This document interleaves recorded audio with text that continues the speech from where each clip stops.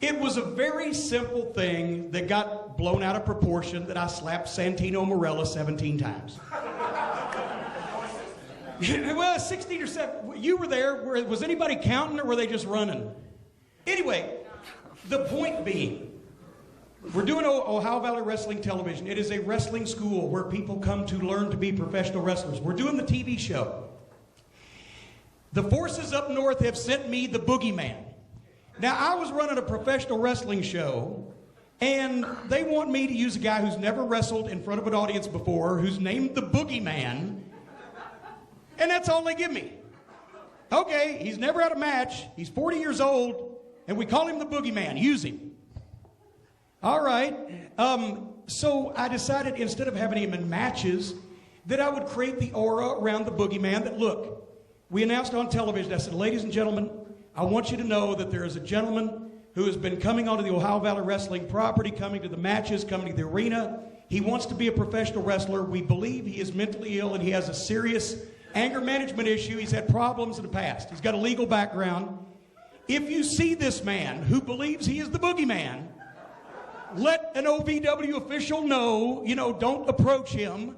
Just trying to create some kind of aura around this guy so the people wouldn't think, okay, Cornette's trying to tell me this is the Boogeyman, right? No, I'm trying to tell you this motherfucker thinks he's the Boogeyman. That makes him dangerous. They always say, by the way, when a murder is committed, he was a quiet guy. It's the quiet ones you got to watch. No, it's not. If you walk into a bar and there's a guy over in the corner with his legs crossed, quietly sipping a Budweiser, and then the door opens, and here comes a screaming maniac waving a chainsaw going, I'm going to kill somebody. Which one are you going to look at? So anyway, I digress. So what we do is these two guys are having a match, and the Boogeyman comes out from under the ring, and they're going to run, and the referee runs, and then the Boogeyman is going to cut a promo because he was a hell of a promo. And then he's going to leave through the side emergency exit, which we have carefully set our wrestling school students in front of so that they can run and scream, because naturally Jesus, anybody here seen the Boogeyman? You've seen him? Okay, if he's come running to me, I'm taking off, right? So he's going to run and they're going to scream and boom, he's out the back door and he's gone. Oh my God, call the police. Well, I'm sitting there at the announce desk.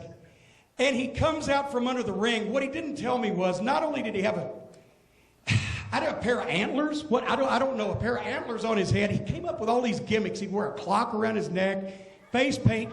He had his voodoo stick that's supposed to be smoking with dry ice.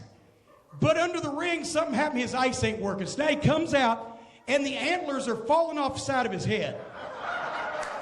And his voodoo stick ain't smoking. I don't know what he'd been smoking to come up with the voodoo stick, but the voodoo stick ain't smoking. He comes out, he rolls in the ring, the guys run, the referee runs, now he's cutting the promo. Now he can cut an incredible promo, but he's too busy trying to keep the antlers on his head, so he's fucking up the promo. And I'm sitting at my television time, which we pay for, and I'm going, Christ, geez, what? So then finally he jumps out of the ring, and he starts heading toward the railing, and and all of my students jump up and they run, and one girl with the baby in her arms, she jumped, it was great. One guy.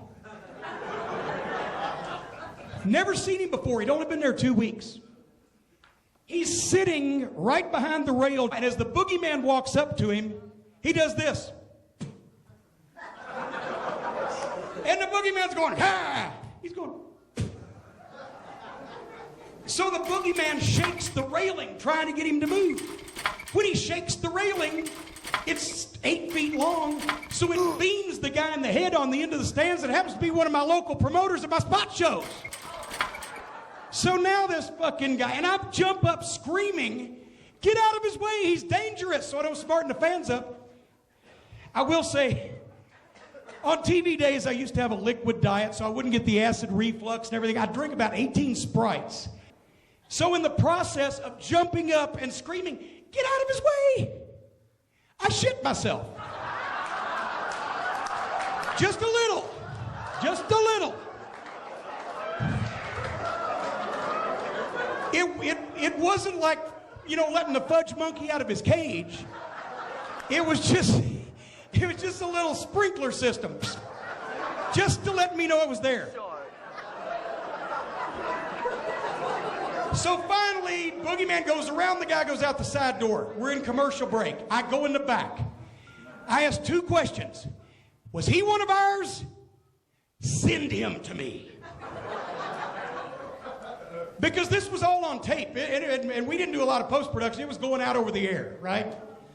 So they get him and they bring him back. By now, the Boogeyman has joined me.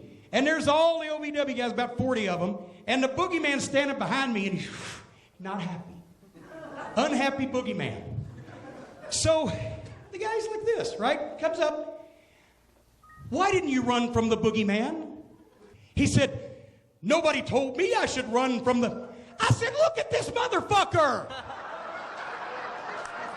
He's got painted face, he's wearing antlers, he came from under the ring, he's got a fucking stick, and 20 people around you ran screaming, and you sit... I said, nobody... Did I tell you I was going to do this? Pow, pow, pow, pow. Now, you want to fight me? You're a tough guy. You can stand a hell of a chance of whipping my ass. There's the door. Let's go out in the parking lot and beat the fuck out of me. Because if you think you're a tough guy and you want to fight somebody, you want to fight this guy, he's going to fucking kill you. Bam, bam, bam, bam, bam. Do you see that? Do you understand that now? Bam, bam, bam. Get out of my building. I just slapped him several times. The Boogeyman was going to remove his bones from his body without breaking any skin, straight out of his throat. So I saved Santino Marella's life, is what I did. Why the fuck didn't this guy run from the Boogeyman? Okay, he'd been in wrestling school for 2 weeks. Oh, golly, a newcomer. He doesn't know to run when large, angry-looking men run at him. So anyway, they really liked it because they were punching my buttons and we were on the outs and they were looking for a reason and I was waiting for the fucking thing anyway. So they gave him a job based on, finally gave us a reason to get rid of Cornette, because Johnny Ace calls me and he says, Jim, you can't slap the students. Number one, he wasn't under contract to them, he was ours. He was paying $500 a week for Rip Rogers' guys to stretch him, right? But you can't slap the students. We're a publicly traded company. I said, Johnny, we ain't got enough money down here to be a privately traded company. He's not yours, he's mine, leave him to fucking me. Anyway, so that's when we agreed that I wouldn't speak to them and they wouldn't speak to me, and I think they're happier, and I know I am, and I just like to say once more, for everybody here, fuck anybody named McMahon. That's my opinion, but I'm right.